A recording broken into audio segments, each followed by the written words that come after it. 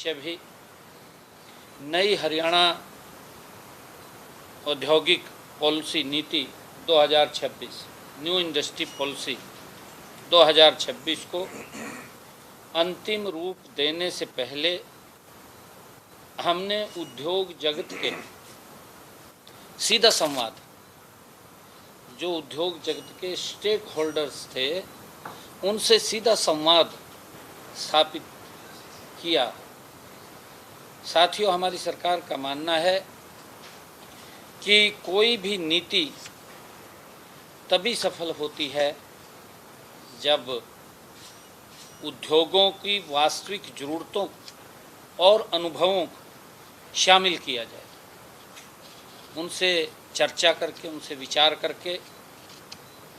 हमने पिछले 2 दिन में, क्योंकि कल भी मैं लगभग 20 स्टेक होल्डर ग्रुपों से मिला और आज भी लगभग इतने ही, आज 20 के करीब आज भी स्टेक होल्डर ग्रुप से मिला, उनसे महत्वपूर्ण सुझाव उन्होंने दिए हैं।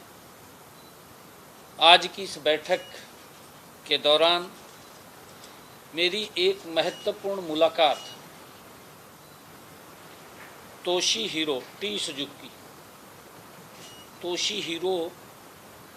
सीओ सुजुकी मोटर कॉरपोरेशन के साथ भी लगभग 1 घंटे तक महत्वपूर्ण चर्चा हुई।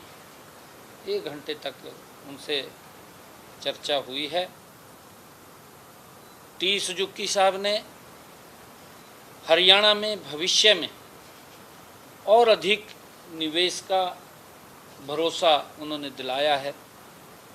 उन्होंने यह भी कहा है कि भारत की प्रगति के साथ साथ, टी सुजुकी साहब ने कहा कि भारत की प्रगति के साथ साथ हरियाणा की प्रगति में भी सुजुकी पूरी भागीदारी निभाएगी।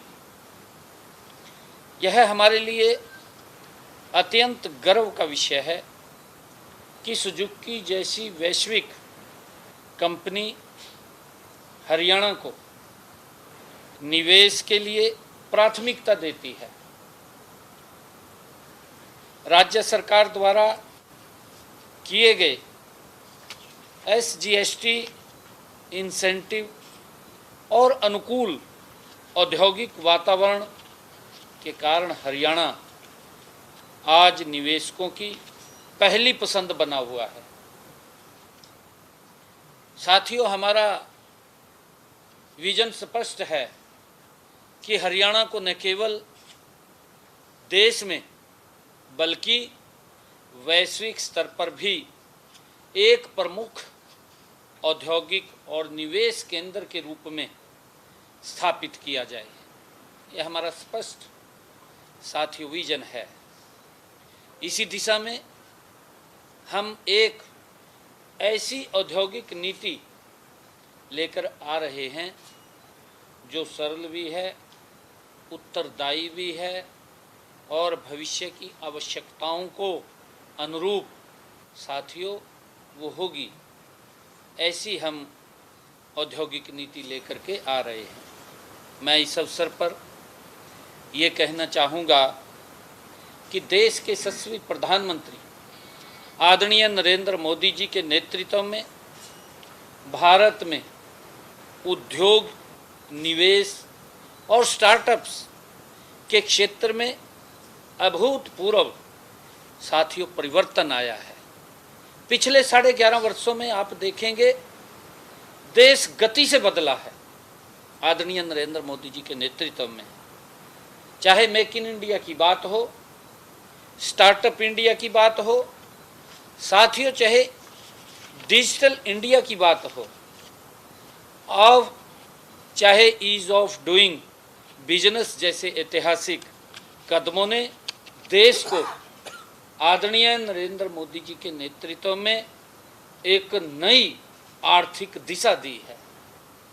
साथियों, हरियाणा सरकार इसी राष्ट्रीय विजन को आगे बढ़ाते हुए राज्य में उद्योगों, स्टार्टअप्स और नवाचार को और अधिक प्रोत्साहित करने के लिए ठोस कदम उठा रही है। साथियों, हमारी प्राथमिकता केवल बड़े शहरों तक विकसित विकास सीमित रखना नहीं है, बल्कि हर जिले तक निवेश पहुंचाना हमारी प्राथमिकता है, ताकि युवाओं को उनके अपने क्षेत्र में ही रोजगार के अवसर मिल सके। हमने पिछले दिनों अपने बजट के अंदर 10 नई IMTs का जिक्र किया था। मुझे खुशी है कि आज 2 IMTs की तो जगह हम फाइनल कर चुके हैं, उसको खरीद चुके हैं। एक का जल्दी हो जाएगा और अलग अलग सभी जो IMT हैं उनको हमने गति से चिन्हित कर रहे हैं।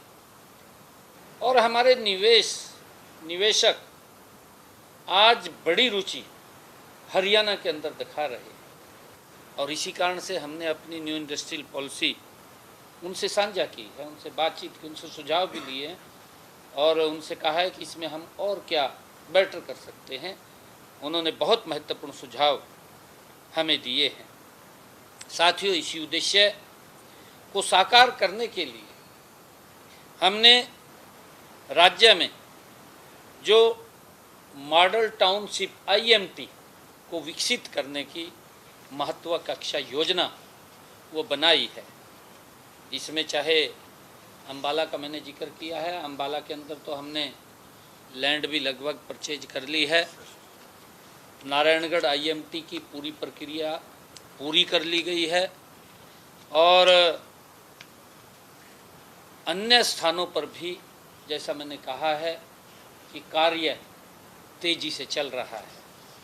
साथियों, आज की बैठक में automobile, electronics, defence, textile, aerospace सहित विभिन्न क्षेत्रों से जुड़े हमारे उद्योगपतियों ने हरियाणा में निवेश को लेकर सकारात्मक रुचि दिखाई है।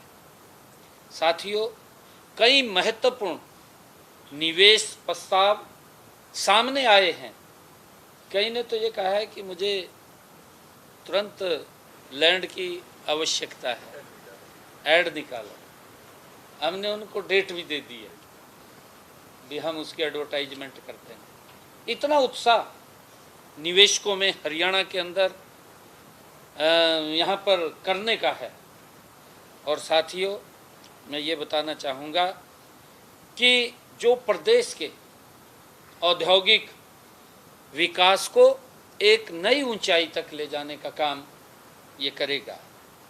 साथियों, हमने ईज ऑफ डूइंग बिजनेस को और सशक्त हम बना रहे हैं, सिंगल विंडो सिस्टम को और अधिक प्रभावी हम बना रहे हैं। और साथियों, ताकि हमारे निवेशकों को समयबद्ध और पारदर्शी तरीके से सभी अनुमतियां वो मिल सकें, उनको इधर उधर ना भटकना पड़े, ना ज़्यादा समय लगे। साथियों, मैं उद्योग जगत से विशेष रूप से मैं ये आग्रह भी करता हूँ कि वे अनुसंधान एवं विकास R&D पर विशेष ध्यान दें। साथियों, नई तकनीकों को अपनाएं, मैं ऐसा आग्रह करता हूं, और मेक इन इंडिया को गुणवत्ता और विश्वास का वैश्विक प्रतीक बनाएं। आदरणीय प्रधानमंत्री जी ने कहा है, उन्होंने कहा है कि भारत के सम्मान की दुनिया के बाजार में एक अलग विश्वास होना चाहिए। प्रधानमंत्री जी ने कहा, नहीं तो हम देखते हैं कहा चाइनीज सामान है, पता नहीं कहा भाई घंटा भी चला गया, 2 घंटे चला गया। ये लोग बोलते हैं ना, बोलते हैं जनरल, कहा भाई चाइनीज आ, यो नहीं पता कहा घंटा चला गया, 2 घंटे चला गया, ये बात बोलते हैं। परंतु प्रधानमंत्री जी ने क्या कहा है कि हमारे सामान की गुणवत्ता, उसका विश्वास पूरे दुनिया के बाजार में उसका विश्वास होना चाहिए कि मेक इन इंडिया है भाई, इसके हाँ मेक इन इंडिया है, ये आदरणीय प्रधानमंत्री जी ने कहा। और उसको लेकर के हमने क्वालिटी के ऊपर को ध्यान देना चाहिए। साथ ही मैं उद्योगपतियों से ये भी आग्रह करता हूँ कि वो इंपोर्ट सब्स्टिट्यूशंस पर भी ध्यान दें, ताकि किसी देश की विदेश नीति साथियों उसकी निर्भरता कम न हो।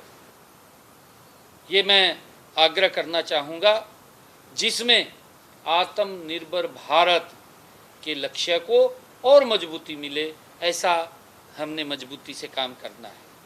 साथियों, इसके अतिरिक्त भारत जापान संबंधों पर और मजबूत करने की दिशा में हमने एक महत्वपूर्ण पहल की है।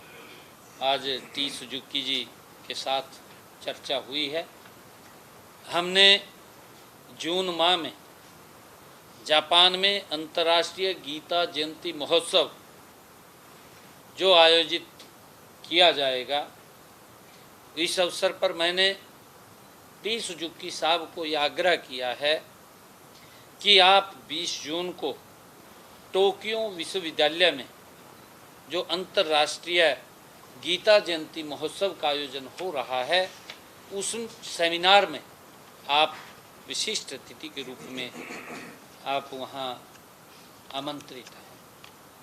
हमने कुरुक्षेत्र और जापान के बीच सिस्टर सिटी संबंध स्थापित करने का प्रस्ताव भी उनके सामने रखा था, जिससे सांस्कृतिक और आर्थिक सहयोग को एक नई गति मिलेगी। साथियों, मुझे पूरा विश्वास है कि उद्योग और सरकार के इस साझे प्रयास से हरियाणा आने वाले समय में देश की सबसे सशक्त औद्योगिक अर्थव्यवस्थाओं में से एक बनेगा।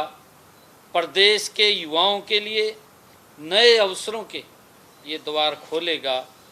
हम देश के यशस्वी प्रधानमंत्री आदरणीय मोदी जी के, नरेंद्र मोदी जी का जो संकल्प है विकसित भारत, उस विजन के साथ विकसित हरियाणा के संकल्प को साकार करने के लिए पूरी प्रतिबद्धता के साथ हम गति के साथ आगे बढ़ रहे हैं। Thank you. और मैं एक और भी बात आपको बताना चाहता हूं कि आज इन जो स्टेक होल्डर्स आए हैं, उसके अंदर आज प्रदेश में जो हमारे टॉयस जो को लेकर के हमारे जो इंडस्ट्रियलिस्ट थे, उन्होंने सुझाव भी दिए हैं, महत्वपूर्ण सुझाव दिए हैं, और उन्होंने एक टॉयस क्लस्टर बनाने के लिए भी आग्रह किया है, और उसके लिए हमने उनको आश्वस्त किया है कि जल्दी ही आपको एक क्लस्टर हम यहाँ पर प्रोवाइड कराएंगे, जिससे कि पूरे विश्व में लगभग 10 लाख करोड़ का बाज़ार, अभी हमारा एक्सपोर्ट बहुत कम है। जैसे क्लस्टर बन कर के तैयार होगा तो हमारा एक्सपोर्ट भी दुनिया भर के उसमें और बढ़ेगा।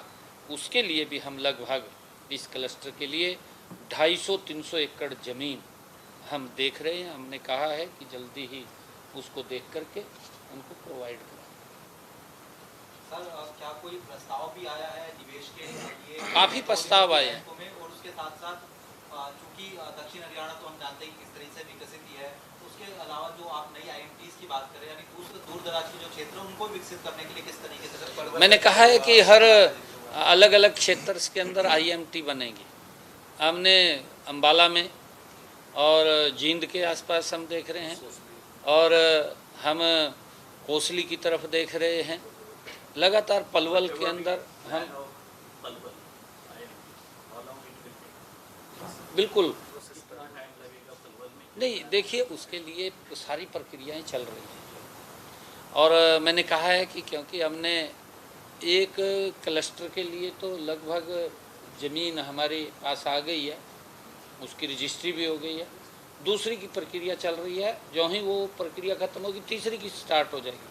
हम लगातार कंटिन्यूटी में ये लैंड हमने अलग अलग ई भूमि पोर्टल के माध्यम से हम उसको परचेज करेंगे। सारे प्रश्नों के उत्तर आ गए आपके। सर एक राहुल गांधी आ रहे हैं हरियाणा में, हरियाणा में राहुल गांधी आ रहे हैं,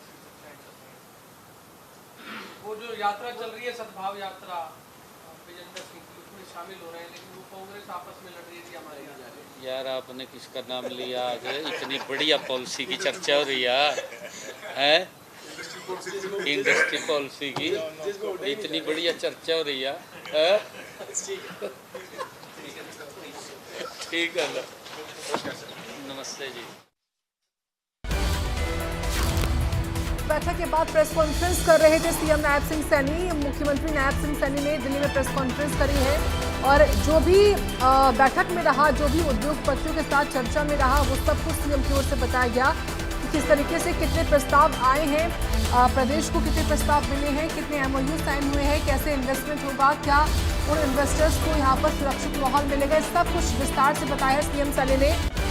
और ये भी कहा कि जो इन्वेस्टर्स हैं उनकी पसंद पहली हरियाणा है, हर कोई चाहता है कि वो हरियाणा में निवेश करें।